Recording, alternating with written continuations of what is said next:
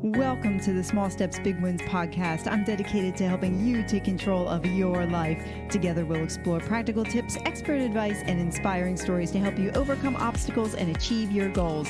Making small changes is possible and can lead to big results. Are you ready? Let's go do this. All right, Ken, welcome to the Small Steps, Big Wins podcast. I am so excited for this interview. How are you doing today? I'm doing great. Thanks for having me. I really appreciate it.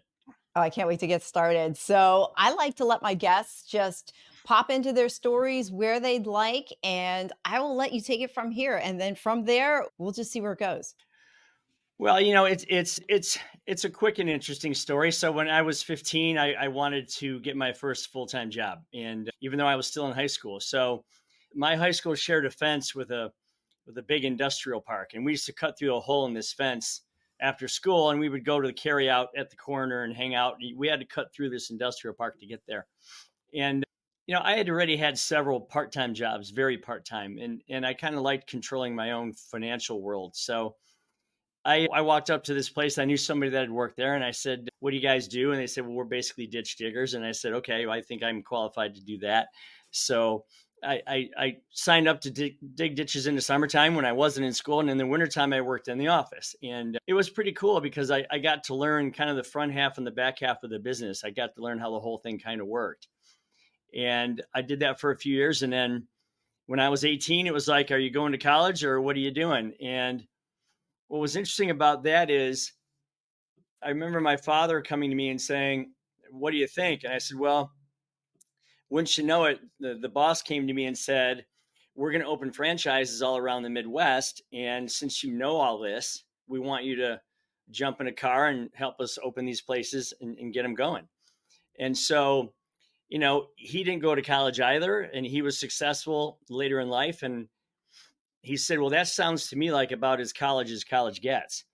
So I literally lived out of a suitcase for the next four years or some. And I went to play these, Chicago and Columbus and Cincinnati and Pennsylvania, actually, Shenango Valley, Pennsylvania, of all places.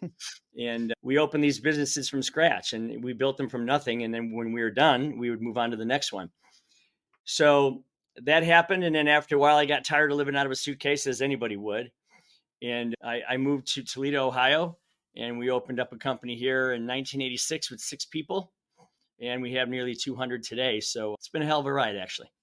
Wow, cool. And I read your book. I want to go into your book because I think it's amazing. So, talk about the bridge between building your company there and then the inspiration for the book and where that came from. Yeah, great question. So, to get from 6 to 200, you're hiring a lot of people. And over the last 37 years, I probably hired or at least interviewed 2,000. And it's interesting how people change over the years, how they get less and less prepared for life. And so when you hire these folks, a lot of time it's their first, second, or third job. You end up becoming like an involuntary life coach. I mean, I had no college degree. I had no letters after my name. I had no skills. I had certainly no training in life coaching. That's for sure. But, helping people with their first car, their first checking account, their first credit card, their first apartment, cleaning up their driver's license, getting them on a 401k, having them see what their life could look like going forward and planning for that became just something normal to me. I did it constantly, and it worked. And I realized that if you can get people to see way beyond Friday, and if you can get people to understand that they can get what they want for themselves with and through your company, then you're onto something there. So I would say this all the time. Look, I can't get what I want, nor can my company get what it wants or needs until all of you get what you want first. And it's absolutely true, because we live in a business world that's typically linear. You have an input part, you have work, and you have an output part. And I'm always on the output side. Everyone else comes first, which is fine. So in order to build a really awesome team, I really wanted to incentivize people to live in that way, and to be selfish a little bit, not at the detriment of others, but certainly work for themselves first and for me second, right? And so that kind of led to this book. Now, what kicked the book off was an unfortunate story, because my daughter got sick. She got very sick when she was 12, like scary kind of sick. And for the next 5 years, her mother and I were living in a pretty afraid world. So you have a lot of time to sit around doctors' offices and waiting rooms and that kind of thing, oncology visits and, all that stuff. And she's fine now. She came through it well, and it took a while, and she just had her first child, and I just became a grandfather a month ago. So, but yeah, I started writing a letter to her about what you should be chasing in life. Like, if you're going to chase something, what would it be? Because everyone's version of their life, of their best lived life, their best envisioned life is different. And that led to stories and friends of mine that overcame tremendous challenges to become successful people. And one thing led to another. And pretty soon I had 12 legal pads full of words. And then we had a book, and it kind of went from there. Well, I thoroughly enjoyed reading your book. I loved it so much that I wound up sending a copy to my stepdaughter, who is on the verge of becoming her own entrepreneur. And Nice. I said to her, I said, you know what? This book is going to convince you to continue down the road that you're going down, because I see those qualities in her. And, I have to say, like I said, I enjoyed the book. It was an easy read, but it was informative as well. And I enjoy reading the books that have personal stories intertwined with them, along with knowledge and, just wisdom in between, right? It's just easy to remember a lot of that. So, and you use your stories really well to drive home points. And the name of the book, we didn't even mention it yet, is called Blue Collar Cash. So I'm curious, how did you come up with the name for the book? Well, that's another interesting story. So I was actually calling it The Path, a ditch digger's guide to comfort, peace, and freedom. And I was doing that on purpose because I wanted the dichotomy of, well, what would a ditch digger know? And why would I want to listen to what he or she had to say? Right. So, and then the more we talked about it, the more this blue collar crisis started to show itself in our society. Mhm. And the publisher, which was HarperCollins, which, what they say, I mean, if they're going to put their faith behind your book, you're going to do what they say, right? They came back and said, we really like Blue Collar Cash because of the timing of it. We really think that Mm. people will identify with the book. And I said, my only concern was, well, the mental side of it is for anybody. You don't have to be a blue collar worker to read this book. Right. And so we decided on Blue Collar Cash, and they came up with the cover and everything. And everybody that saw it loved it. So I overruled myself, I guess. And everyone seemed to love the concept of it. So off it went. And yeah, we're really lucky. I mean, very fortunate. So I mean, it became a bestseller last fall. And to this day, I still Wow. can't believe anyone would want to listen to anything that I have to say, but it worked out pretty well. Yeah, it's amazing how life does that, doesn't it? It's like you look back at life and you go, wow, I didn't think from 19, like, did you, I'm sure the answer is no, but in 1986, did you think now in 2023, you would have published a book, had successful companies, built them, and be on hundreds of podcasts, over 200 of them telling your story? I mean, it's pretty incredible when you look back like that. Yeah, I But would say this. I think working for myself and wanting to be successful was something that I always saw and in very clear detail, wanting to be, and then trying to find a way to be. Writing the book, certainly not. I never woke up and said, I'm going to be an author today. I mean, it went from a letter to Nicole to this. right, And right. and I didn't know how to do it. I had all these I literally had rubber bands around all these legal pads, and a sore wrist and a bunch of empty pens. And I just Googled editors in New York and hooked up with a group that had a bunch of ghostwriters in their group. And that led to social media people, and that led to all the things I don't know how to do. I mean, it led to finding Yeah. an agent and then a publisher, and there it was. Yeah, all that who, not how, right? You gotta find all those people that go behind the scenes. You briefly mentioned before about CP&F, which stands for comfort, peace, and freedom, and you do talk about all 3 of those in your book. But talk about how those 3 words play out in your life and how they're like an integral part there and what they mean to you. Well, first off, when I started writing the book, I was saying, what's the target? What's the goal? What would I tell Nicole? Like, what would I tell her that she should be chasing? because everyone has their own vision or their own version in their minds of what their own personal nirvana would be. Man, if I could live like that, that would be so cool, right? What's my favorite house? What's my favorite car? What's my favorite vacation? What's my favorite pet?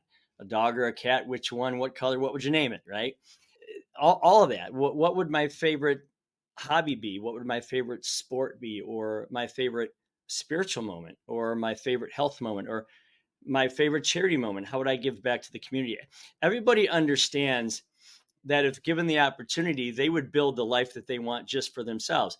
And, we're not all going to chase, 15 cars and McMansions and mega yachts and a rap star career. I mean, that's just not in the cards for everybody, but I don't think everybody wants that.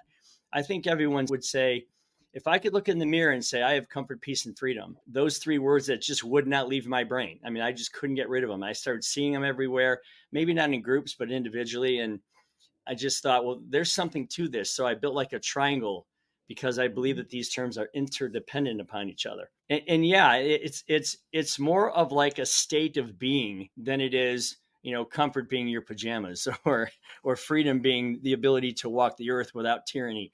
It's more like your own personal nirvana of how you live.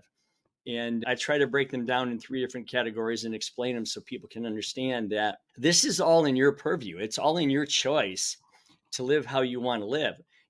The first day of the rest of your life is today, and you're in control of all of it. I mean, you know these things. Don't let other people tell you how to live.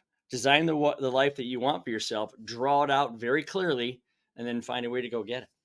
I'm glad you mentioned choice because as I was reading your book, that was the common thread or theme that went through your book, and it was one of choice. Many people are more reactive to life, and take that victim mentality, like where things happen to them and they don't really see life as a choice. They see it as kind of like, oh, this is just happening to me. It wasn't a choice.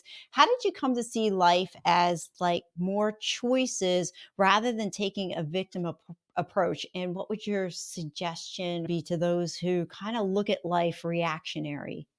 Well, those are two great questions. So, I think we're kind of pre-programmed to live reactionary. I mean, we go outside and it's cold, so we want to go back in and put a jacket on. We're reacting to the weather, right? Or we're reacting to hunger, or we're reacting to illness, or we're reacting to how others see us or how others interact with us. And I think that's a challenge because it's kind of pre-programmed in some of us to kind of be that way. Yeah. But when you look at life when you look at your own emotions, for example, as a choice, and I try to do this in a real pictorial way where there's only so much room in that head of yours for emotions to live. And just like a bouncer outside of a nightclub regulating people going in and people coming out, you only have so many choices of what you can have live in there. So why would you ever allow frustration to live in your brain when curiosity could be there? Why would you ever want sadness to be there when joy could be there? Why would you ever want fear to be there when, anticipation could live in there? And so I just figured out that, I heard a long time ago somebody say to somebody else they were really down, and they were really down, and they just couldn't get out of it. And the one person said to the other, I mean, do you really want to be there right now? And this person, like, this light bulb went off, like, oh yeah, I guess I am choosing to stay in this funk, right? Yeah. So I thought, wow, that's interesting. And I just put it together in a way where I get people to recognize that everything you do is a choice, and don't let others make those choices for you, especially when it comes to the emotions in your head. Because if you're going to try to draw out what you want your life to look like in really clear, colorful, concise, beautiful, detailed way, you can't do that with a head full of bad stuff. And the minute you understand that even if somebody comes up and slaps you across the face, anger is still a choice. It's a split second choice. You're right. And I'm not saying turn the other cheek on every case, but just recognize that those things that you do are not automatic. They're just there. They're just a reaction. But I love that you use choice. And the other thing too that I heard you say is that yes, it's reactionary, but we don't have to live there that long. You recognize that anger is going to be there, sadness is going to be there, disappointment's going to be there, grief's going to be there. We have those emotions for reasons, but we make choices as to how long we sit in those emotions and Yeah, how you know, long we really would live there. it's almost like a channel guide. You know how you have like your cable and you move to a new city and you get the cable and they give you a channel guide and you see all the channels on there, Yeah. right? I Uh-huh. mean, if you could list all the negative emotions on one side and all the positive ones on the other side, which I do in my course that follows the book, if you could list those out and just keep them in front of you for a month, okay, you can look at those things and go, wow, I haven't been using spontaneity in a very long time. Now, I know that sounds kind of antithetical, right? But you have to choose to be spontaneous anymore, okay? Right. So if you look at some of these emotions and some of these actions, you could say, you know what? I haven't called someone and said that I love them lately. I've been stuck in this stress over this visa bill or whatever it is. Mhm. So, keeping those emotions in front of you and being aware of them first and foremost, and then saying, well, now that I'm aware of them, I'm not going to let these guys live in my head if I can put these guys in. Right. Yeah. And so that's an exercise that I think everybody can use because most people probably couldn't name more than 6 emotions when there's probably 30. So if you put that in front of them and allow them to kind of marinate on that for a while, they'll probably make a lot better decisions that way. Yeah, I love the practice of writing things down. I have a coach, and I've talked to people a lot over the last couple of months, and especially through some other podcasts as well. And the power of our words and what we do with them and how they manifest in our lives is more powerful than people give them credit for. So what you were saying about writing out the positive emotions and writing out the negative ones, what it does is it activates that part of our brain to actually, as you said, bring it to an awareness of those things that we should have and in those things that we can get rid of and say, "Oh, I'm feeling anger right now. Okay, I can replace it with an emotion on the other side of my sheet." I love it. I love when there's practical application. Another emotion which you brought out in the book, which I didn't think was an emotion at first, is freedom. And in the book you write freedom is an emotion.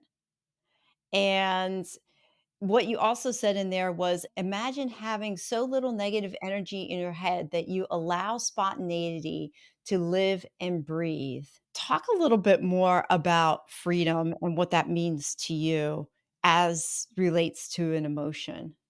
Yeah, great question. So the thing about freedom is a lot of times people put it in context to, well, they look at it like, well, we have a democracy, so we have freedom, or we are free to pursue our goals and our dreams, so we have freedom there, or we're not living in tyranny, so we have freedom. And that's all great. I mean, that's obviously something we all want, and we want to keep, we want to cherish, and we want to support and keep going. What I'm talking about freedom is when you get to that calm state where you've really knocked down your financial worries, you've been responsible with your financing, you've really straightened out your relationships, you've cut off those negative energy vampires out of your life, that just bring you down and hold you into that someday world, where I can't graduate from someday into today. When you really get to the point where you have control over the time that you spend and where and how you spend it, and you decide, you know what? At 4 o'clock today, I'm going to go home. I'm going to put my 2 dogs in the car and I'm going to take them to the park. And I'm going to walk through the park with my 2 dogs. And I'm going to have the peace. I'm going to have the comfort. I'm going to breathe the air. I'm going to smell the pine trees. My dogs are going to love it. I might meet other dogs along the way or other people. But there's just the ability to say, I'm in control. Okay. Mhm. I'm in control of my input, my output.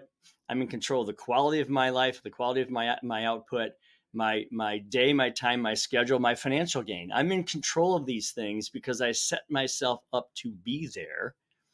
Then this certain amount of freedom as an emotion, freedom of the mind, starts to show up, and that's where really cool things happen. You call someone you haven't talked to in a while and you say, hey, let's go to lunch tomorrow at noon at this restaurant, or whatever that you go out and wash your car, or grab that frisbee out of the basement, play frisbee with your nephew. I mean, whatever it might be. if you have the time, that free space, that free time, and you clear that out intentionally, then freedom becomes an emotion, and it's the coolest one there is. Oh, I love it. Yeah, we get stuck in that definition of freedom being something like you see the eagle flying, Yeah. over out in the, out in the open and oh, it's so free, but we never challenge ourselves to actually go into what the word freedom is and what it looks like individually for each person. So I love how you explain that. There's another quote in the book and you said this, it says, quote, I've always held the belief that we should plan our careers to support the vision of life we want for ourselves, not the other way around. And the reason that caught me is I used to be a public school teacher. And when I read that, I thought, wow, yeah, what's going on today is not necessarily designed in such a way to support our vision in life. And so I want you to talk about the fact, I mean, obviously, I just stated it's kind of counterintuitive to what we do today. So, what are small steps that you see that people could take that would help knock them out of this counterintuitive spot? Well, yeah, I mean, there's a couple things. So write these words down. Write down, we don't live to work. We work so that we can, in fact, live, right? You could say, I'm not going to let life happen to me. I'm going to happen to life, right? You could say, nobody knows my favorite color but me. So why am I listening to everybody else about what my favorite color should be? I mean, there's lots of things that you can talk about in those contexts. I would just say this. So I'm a ditch digger. Now, if you looked up digging ditches on my list of things that I wanted to do when I was 16 years old, it's probably 99 out of 100. Okay. But I recognized that it could afford to get me to comfort, peace, and freedom very quickly and very intensely because I could control a lot of my things. Okay. A lot of my progress towards the puzzle that is to be my life. And so all I'm saying there is right now we have this herd mentality.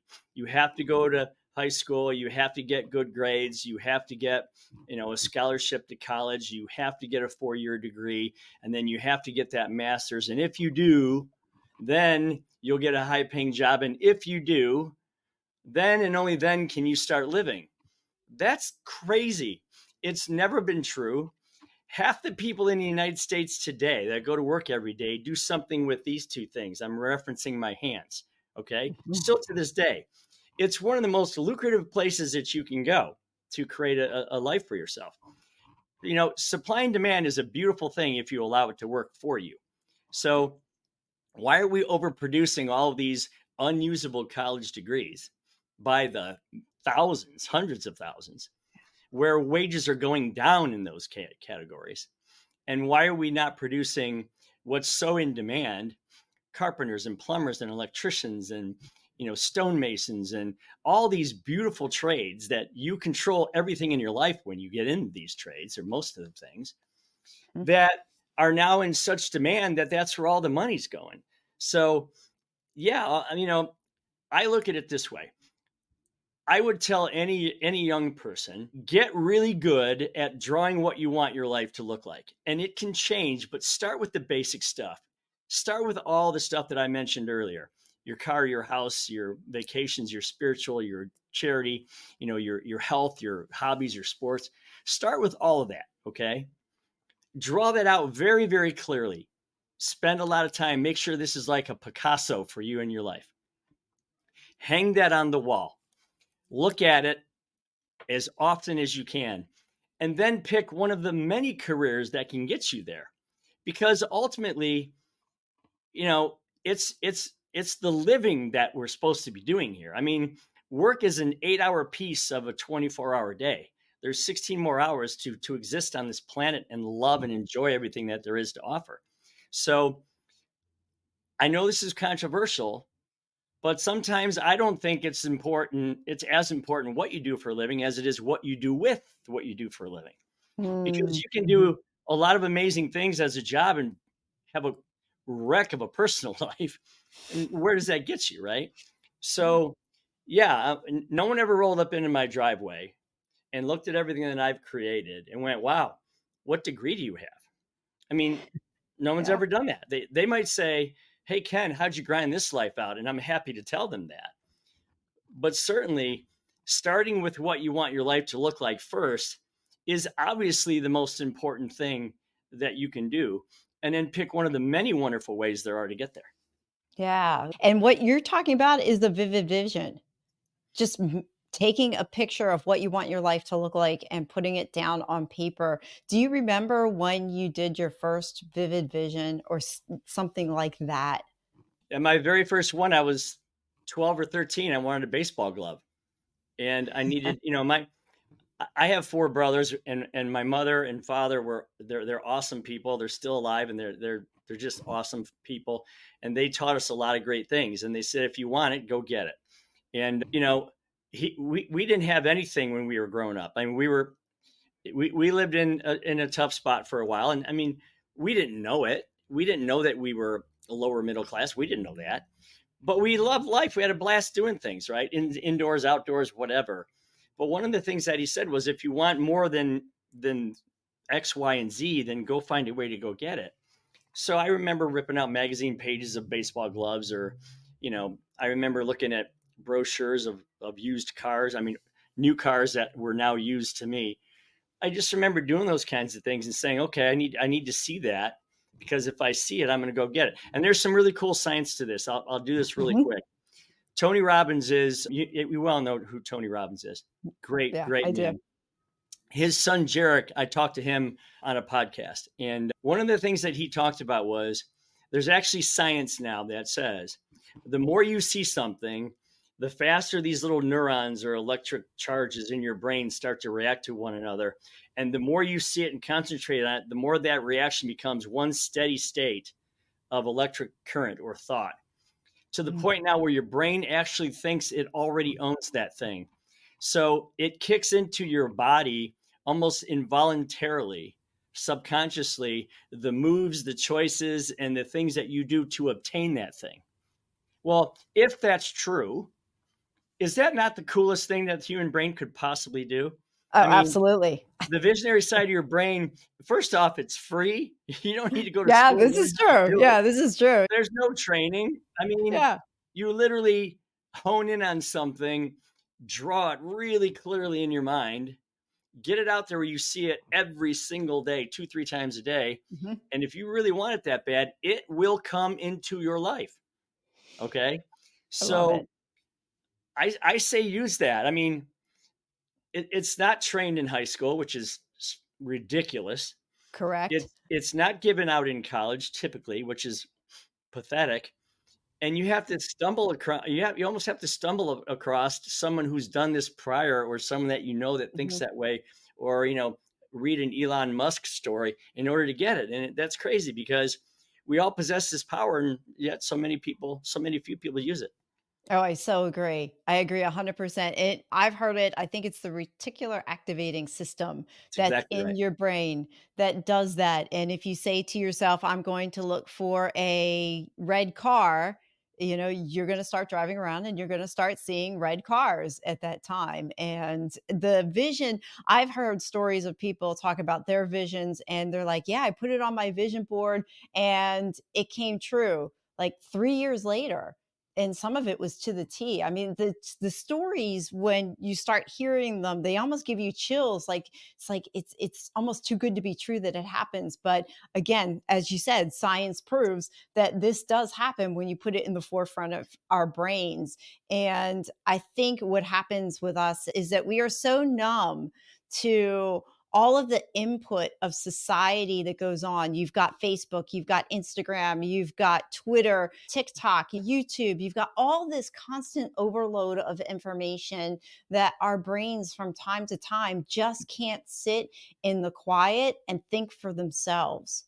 And we've lost that art of being able to set our own vision, because we wind up looking at other people's vision, and we look at other people's success and say, oh, I want to be there.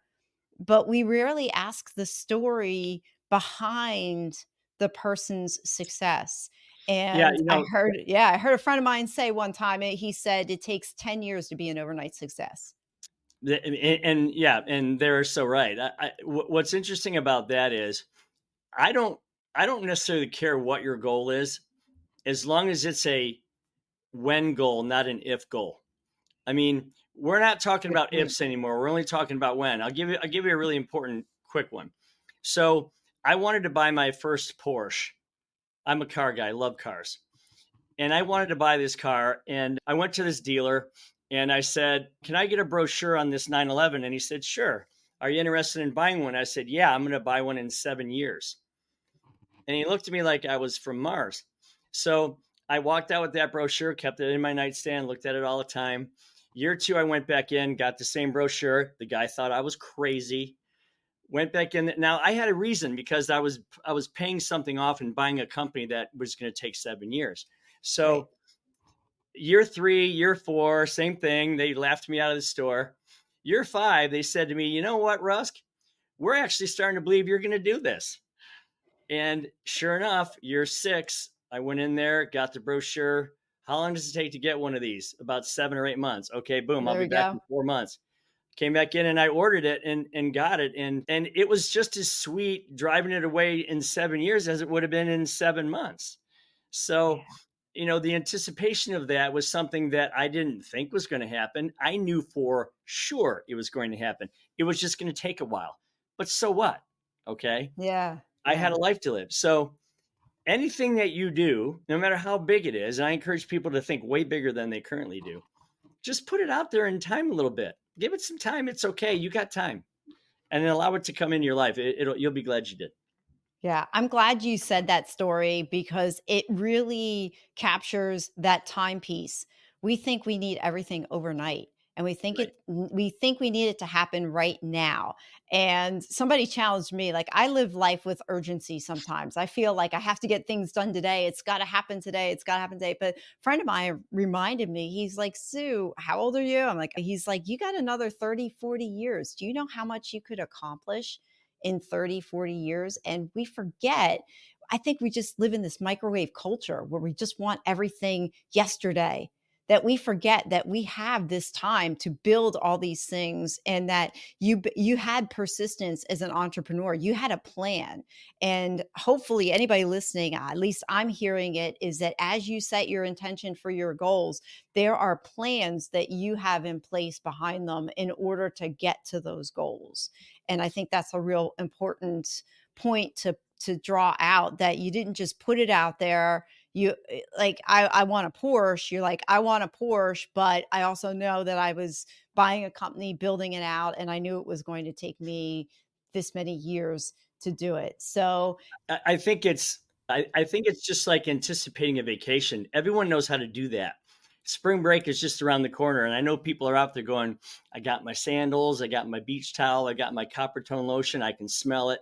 I've got like mm, the ocean breeze in my hair, I've got like the sun on my skin, my drink, my umbrella." I mean, they all get so into the visualization of a vacation, and then what do? They enjoy the anticipation of when that thing arrives, right? It's right. 4 months away, but I can talk about it with my family for the next couple of months, and then finally we do it. Don't discount anticipation in life. It's one of the coolest things there is, because as you get 4 or 5 or 6 plans going at the same time, all of them happening at different points or different time frames in your life, you have these multiple anticipations going on all concurrently. And it's such a powerful thing, anticipation. It's really fun. Mm, And what anticipation does is it really allows you to hone the skills to keep those plans that you're making to get those things done. And again, you know, a vision without a path is just a hope, a dream, or a wish, and those are no good. Okay. right. Right. So anticipation helps fortify the path. And I just think that's one of the most important parts of getting any goal. What would you say to somebody then who sets a big goal for themselves, but they're not quite sure, like, what are the first steps? They can't see the path. Vacation's easy. As you said, you can get all the towel together, the lotion, everything else. But what if they set that big, hairy goal, but they're like, okay, I see that, but I don't know how to get there? Well, then what happened was they haven't clearly defined it enough. Okay, Mm, let's just take a simple one. Let's say you want to go to. This is something I did. We wanted to go to Scotland to play golf. Okay, and we knew that was going to cost us $4,000. Well, we could just stare at that and hope that it happened, or maybe we scratched off a ticket and somehow got $4,000. Or we could Right. say, well, let's see, that is $80 a week for 1 year, $40 a week for 2 years. You see where I'm going with this? Yeah. Yeah. Um, Break it down. let's see, 150 weeks into $4,000. What is that? Is that like $28? Whatever the number is, it doesn't matter.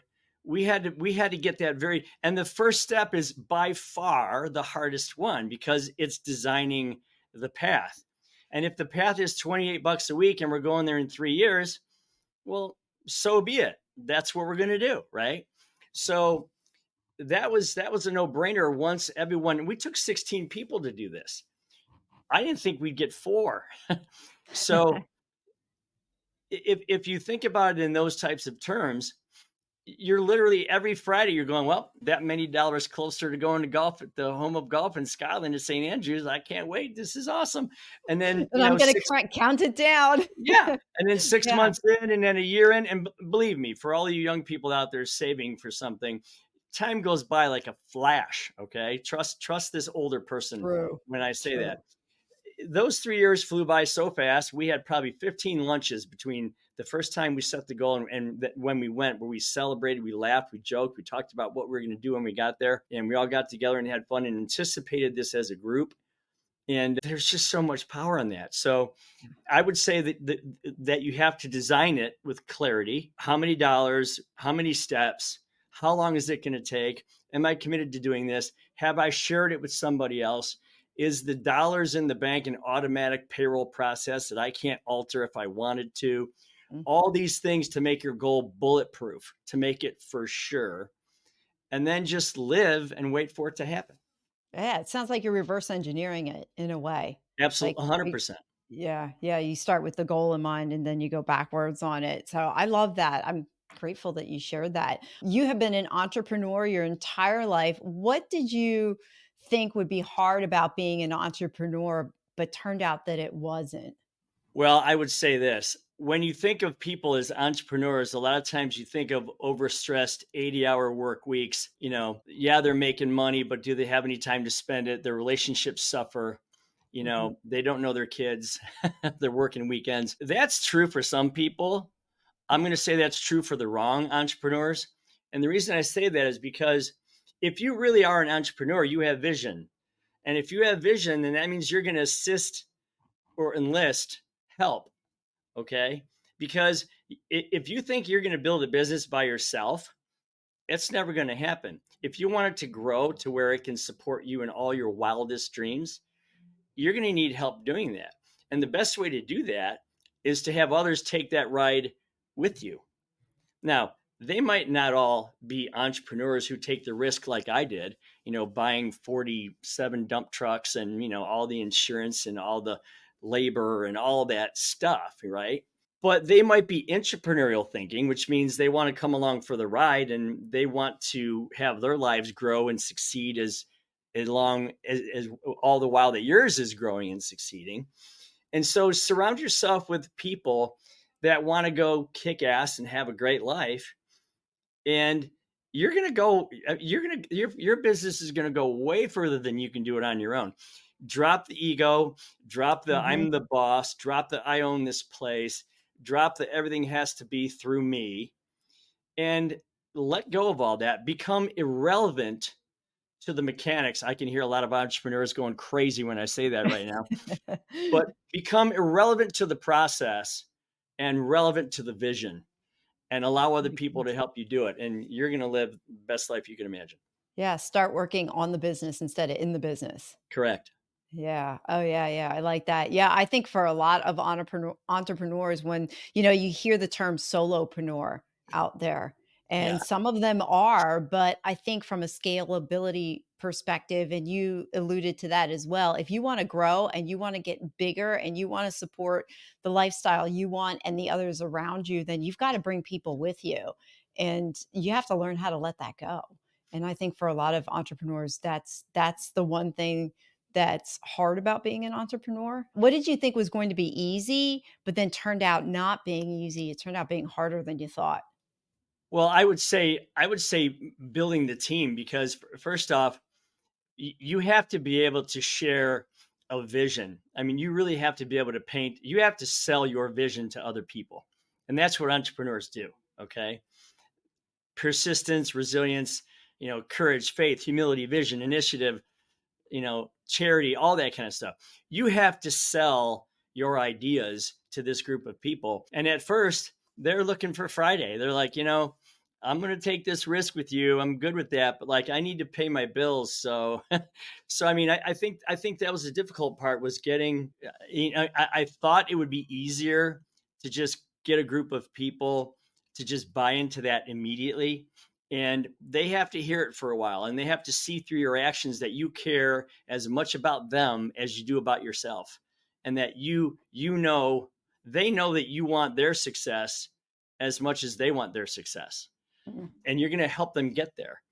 And once that happens and you have buy-in, then, Katie barred the door because here you go. Entrepreneurship can be a scary thing for some people. There's been a lot of talk about fear in different, there's whole podcasts out there. There's YouTube videos and stuff about fear, how to deal with it, how to face it, how to suppress it. Your book talks about courage and defines it as doing something that someone else would not be willing to do. It doesn't mean being fearless. So it means doing the thing even if you're scared. So in talking with entrepreneurs and yourself, what in your own experiences, what are some of the life hacks that you've come across to go forth and just continue to do in the face of fear? One of them is a favorite story that I heard a while back, and they used the word battleship, but I changed it. And I don't even know who told me the story. And if you're out there, please call me because I want to give you credit for it. But it was, I've never built a battleship before, but if I did, and I use skyscraper because I'm in the construction business. So I never built a skyscraper before, but if I had, I probably would have gone out and bought some land. Okay. I never built a skyscraper before, but if I had, I probably would then have hired an architect, I'm guessing.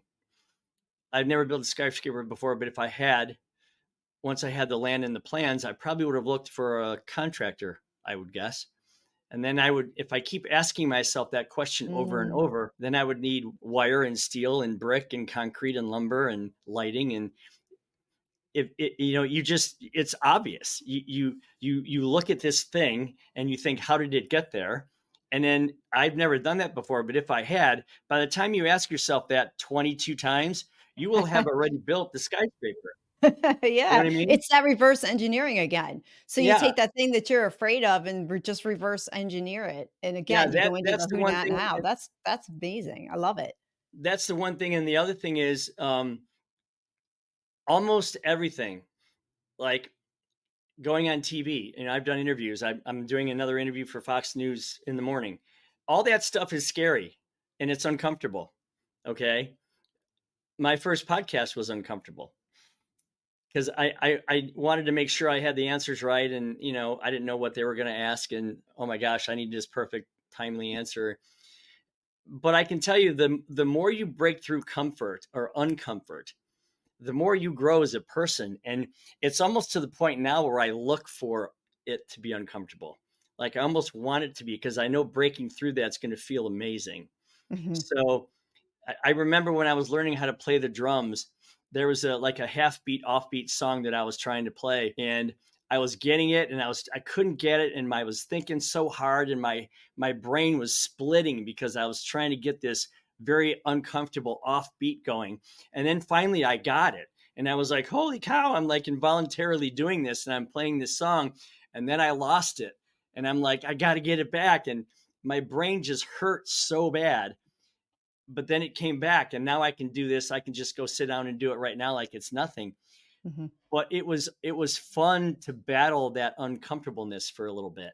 And so I just say, look at that as your friend, not your enemy. That's for sure. Yeah, yeah. And I've also heard it that when you choose to do something, then fear doesn't really play a part because you made that choice. You shouldn't really be afraid of it because you chose to do that thing in the first place. And then whatever the outcome is, it's going to be what it's going to be. Well, I think So, fear comes from uncertainty sometimes. And I yeah. think once you choose to do something, you're pretty certain of what it's going to look like. So some of that uncertainty falls away. And again, use it as a friend. Okay. Walk into that scenario, you know, look at the downside. I mean, the downside is never as bad as you think it is. Right. And then just go for it, because there's a poem, and I want everyone out here listening to go find it. It's on risk. I think it's even called Risk. And they have all these things underneath it about risking, and to be a risk, and to take a risk. And I would encourage you to put that on your wall right next to the picture that you drew, because, to risk nothing is to gain never. Yes. And it's a pretty cool spot. Yeah. Oh, yeah. How often do we run the worst case scenarios and then they never happen anyway? Exactly. That's exactly right. I mean, Yeah. it's never as bad as you think it could possibly be, you Yeah. know? Yeah. Whether it's quitting your job or whether it's starting something new, or, as long as you understand that there's, those risks are coming, but if you view them as challenges and embrace failure, I think that's another thing in our culture. We just shy away from failure so much. And we have to really stop and realize that failure is just another opportunity to learn, to gain a skill, gain knowledge, gain insight into something that happened. It wasn't really a failure. I don't even like using the word failure anymore. Well, look at it this Yeah. way. The best baseball players in the world hit what, 380? That's 380 times out of 1,000. So Mm. that means they're failing 620 times out of 1,000, right? But the best players in the world are hitting 380. So they're doing it right 38% of the time, right? And they love it, and they keep coming back. It's just like hitting a golf ball, which is something that I do a lot.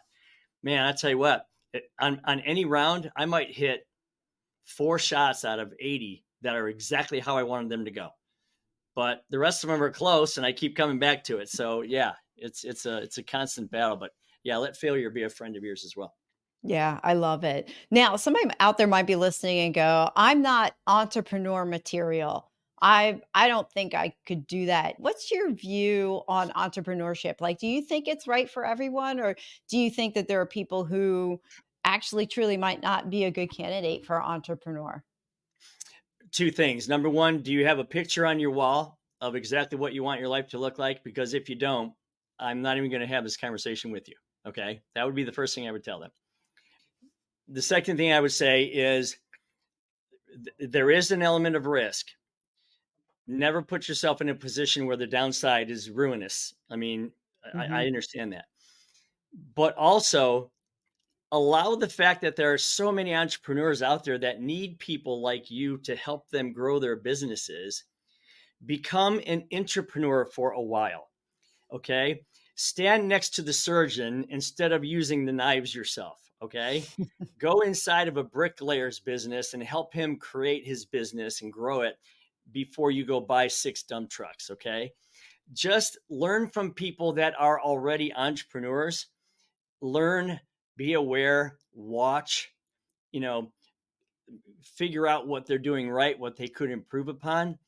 And then you'll determine whether or not that risk is worth it. I have a gentleman that's been with me his name's Tim. You read about him in the book. He's been with Mhm. me 37 years. In fact, I can hear him in the other office right now. He's a big, gregarious guy. He said, I want to ride along with you. And he's been here 37 years. But guess what? He runs his own department. He has 60 employees. I never get into his business. He runs his schedules. He runs his financials. He even pays himself. He pays himself his own bonuses. Mm. So in effect, he is an entrepreneur, but he's working within my framework. So you have choices, because there are thousands of businesses out there where the owners 48, 50, 52, 55 years old, they want to retire and they have no one to give these companies to that are paying 2, 3, 400,000 a year. So why wouldn't you take advantage and jump on one of those wagons or one of those trains and kind of ride that up, and then maybe take that company over, knowing that the risk is a lot less in that particular scenario. So yeah, there's a million ways to do that. And as far as did you say that's your friend or your daughter that you gave the book to? It's my stepdaughter. Your Yes. stepdaughter. I'd love to follow her story. I mean, I want to hear what she's doing. I'd love to see where she goes with it. Yeah, well, I bought her a copy of the book. She is a baker and she's got I love more it. business than she knows what to do with and is running it out of her kitchen at the moment. And I just smile. I'm like, oh my goodness, you have something here that has the potential like to just explode. So, yeah, I think her story is still unfolding. She's in her mid 20s, I think so. Her story is just brand new, you I know. hope she reads But about Kelly in the book, who has her own baking business, because that would be right up her alley. She could, yeah, and if she ever wanted to call her, I am sure she would love to share her story with her, to tell her the oh ups my and downs. goodness, yeah, yeah, I Yeah, will definitely share that with her. Oh, what a I, wonderful yeah. connection, and I love I also interviewed. I think she was 9 or 10 years old.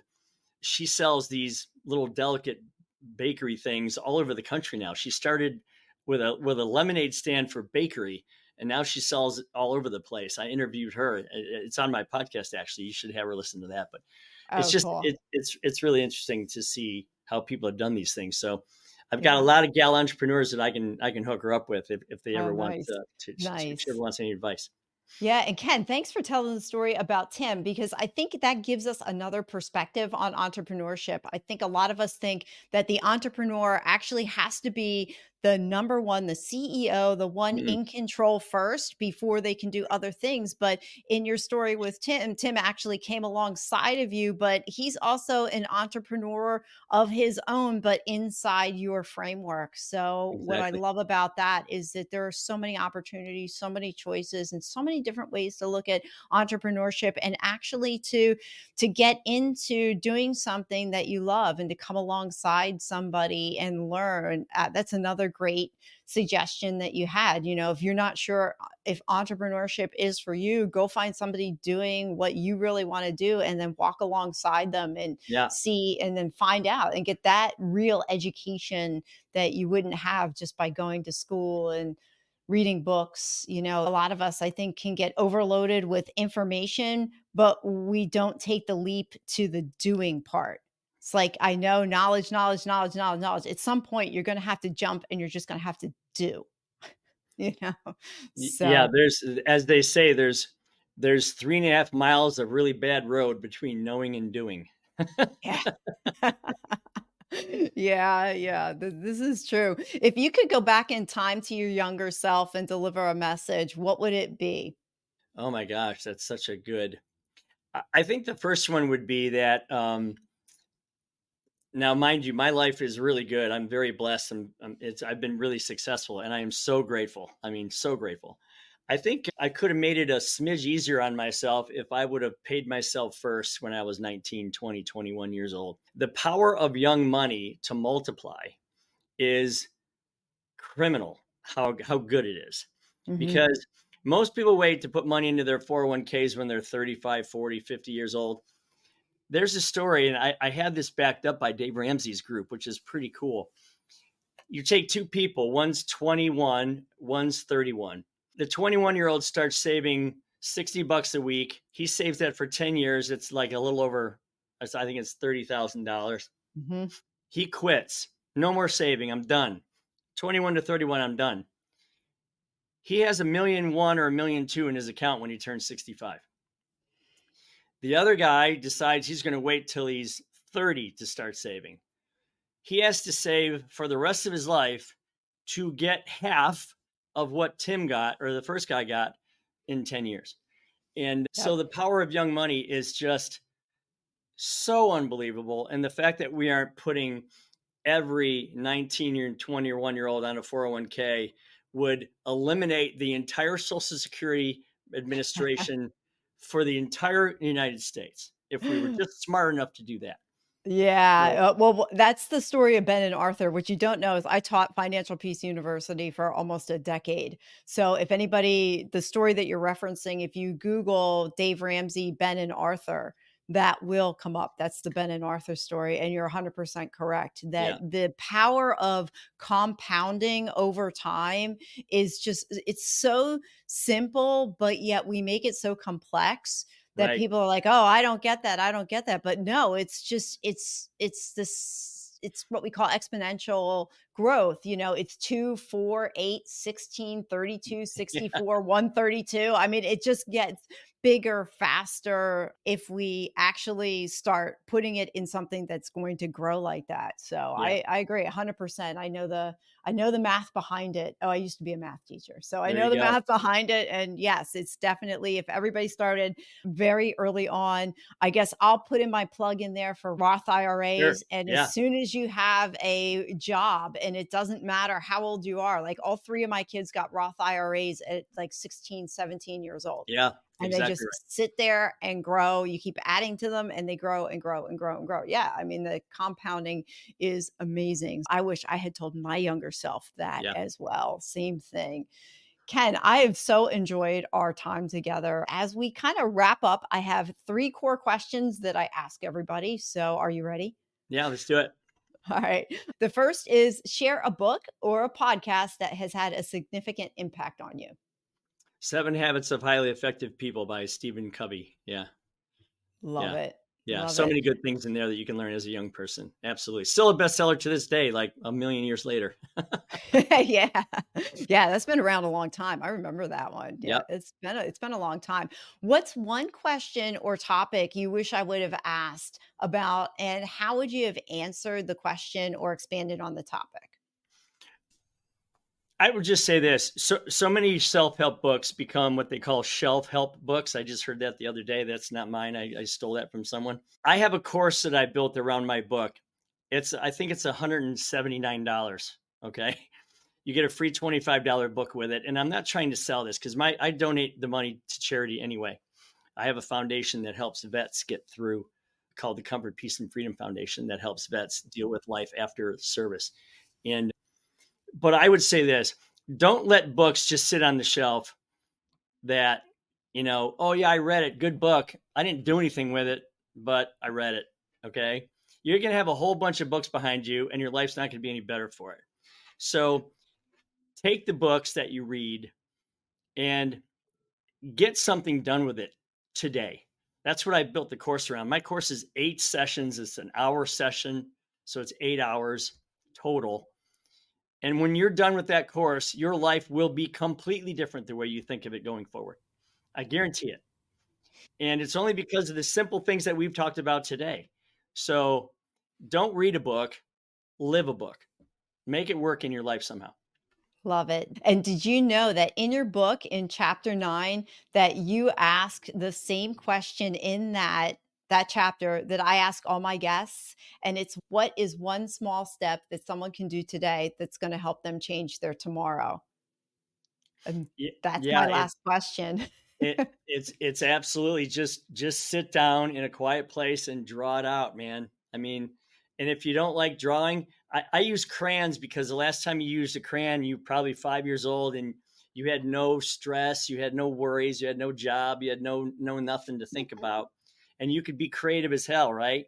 So get out some crayons, draw what you want your life to look like. If you don't like the picture at the end, go find a magazine, rip out some pages, paste into the drawing, do something where you use the power of that brain of yours to be way beyond what you normally use and think and, live about your daily life.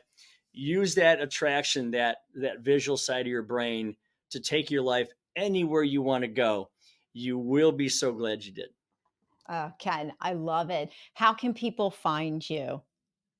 Well, they can go to kenrusk.com and see about the book and the course there. They can also go to @KenRuskOfficial and you can see what we're doing. I have people that help me with social media because I don't know how to do that stuff. So I've done a whole bunch of videos there that just quick little snippets that you can kind of think about, make it help with your life a little bit. And yeah, that's kind of where I'm at. Oh, I love it. Well, thank you again for the gift of your time. This has been amazing. So I've enjoyed it. Yeah, anytime. I'm happy to come back anytime. Love talking about this stuff. Thank you for listening to another episode of the Small Steps, Big Wins podcast. I value your time with me and I seek to make every moment count. In order to make lasting change in your life, listening is usually not enough. So I want to ask you, what practical steps are you going to put into action today as a result of listening to this podcast? Remember, any step, any action, no matter how small, starts your journey to a big win. And if you're not sure where to get started, check out my website, personalcoachfinder.com, and find someone who can help. Remember, life doesn't get better by chance, it gets better by choice. Take small steps today and make your life awesome, friends.